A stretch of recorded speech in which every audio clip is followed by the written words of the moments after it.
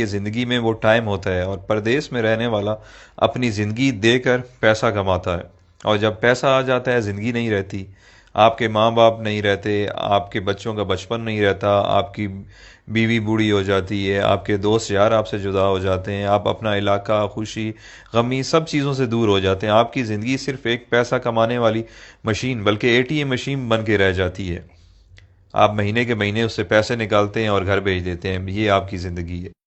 پردیسی بندہ جب ایک دو سال بعد گھر واپس جاتا ہے تو اسے سب کی شکلیں تبدیل ملتی ہیں، بچے بڑے ہو گئے ہوتے ہیں، جو جوان ہیں وہ بوڑھے ہو گئے ہوتے ہیں، اور اس سے بڑا ظلم کیا ہوگا کہ وہ جب واپس آتا ہے ملک سے، آتے ٹائم گھر والوں کو کہتا ہے اچھا میں چلتا ہوں، 2 سال بعد فلاں مہینے میں آؤں گا۔ اس سے بڑی زیادتی اور کیا ہو سکتی ہے؟ اتنا مجبور ہے کہ 2 سال بعد اس کو آنا ہے، وہ اپنی مرضی سے آ جا بھی نہیں سکتا۔ اچھا، جب ہم پردیسی چھٹی جاتے ہیں تو گھر والے بھی مہمان کی طرح ٹریٹ کرتے ہیں، آپ کی صحیح غلط ہر بات مانتے ہیں کہ 10-15 دن کے لیے آیا ہے، جو کہتا ہے سن لو، اور دوسرا پیسے بھی تو دیتا ہے۔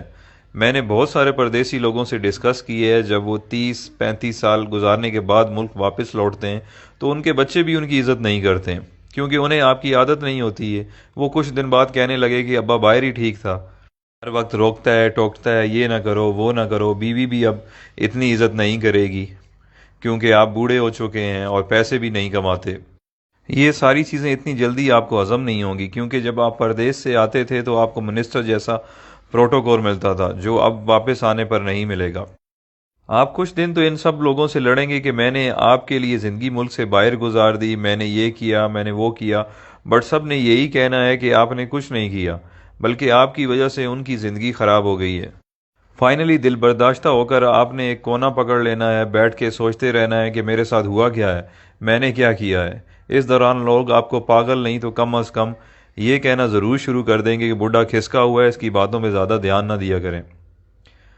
آخرکار لوگوں کے بیہیویئر رویوں کو سوچتے سوچتے آپ حقیقت میں پاگل ہو جائیں گے اور اپنے خالق حقیقی سے جا ملیں گے۔ یہ ہے پردیسیوں کی زندگی کی سٹوری، جس میں میں خود بھی شامل ہوں۔ جو پردیس میں رہتے ہیں وہ میری باتوں کو اچھی طرح سمجھ رہے ہوں گے، کیونکہ جس پہ گزرتی ہے وہی جانتا ہے۔ اب آپ مجھے بتائیں اچھا فیصلہ کیا ہے؟ ایک طرف پیسہ، صرف پیسہ اور صرف پیسہ ہے، اور دوسری طرف زندگی جس میں ماں باپ ہیں، بچے ہیں، بیوی ہے، دوست یار ہیں، اپنا ملک ہے، سب کچھ ہے۔ اللہ تعالیٰ نے ہمیں اتنے عظیم لیڈرز دیے تھے جن کی وجہ سے ہمیں اپنا ملک مل گیا، بٹ اس کے بعد بدقسمتی سے ہمیں اتنے بے ضمیر لیڈرز ملے ہیں کہ ہم اس ملک میں رہ نہیں سکتے، ہمیں کام کے لیے، روزگار کے لیے ملک سے باہر آنا پڑتا ہے، جبکہ ہمارا ملک وسائل سے مالا مال ہے، بٹ ہم پاگلوں کی طرح جیے فلاں بس نعرے لگانے کے قابل ہیں، اور یہی ہماری اوقات ہے۔ جس دن کرپٹ لیڈرز کو آپ نے جوتے مارنا شروع کر دی، اس دن آپ کو کمانے کے لیے ملک سے باہر نہیں